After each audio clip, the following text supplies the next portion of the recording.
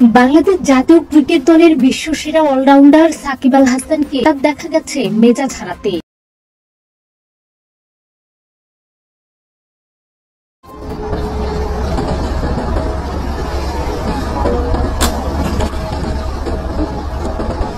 ওই ভিডিওতে দেখা গেছে জায়েদ খান ও সাকিব আল হাসান একটি সুইমিং পুলের সামনে পাশাপাশি দাঁড়িয়ে আছেন।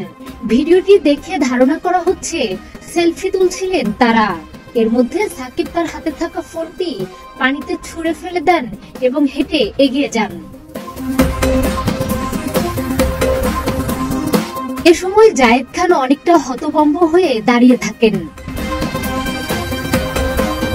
মাত্র 5 সেকেন্ডের ওই ভিডিওটির পারিপার্শ্বিক পরিবেশ দেখে ধারণা করা হচ্ছে এটি নাকি অন্য কোনো ধরনের শুটিং তা কেউ নিশ্চিত করে তারা দুজনই একটি কাজে ওই সুইমিং পুলের পাশে ছিলেন।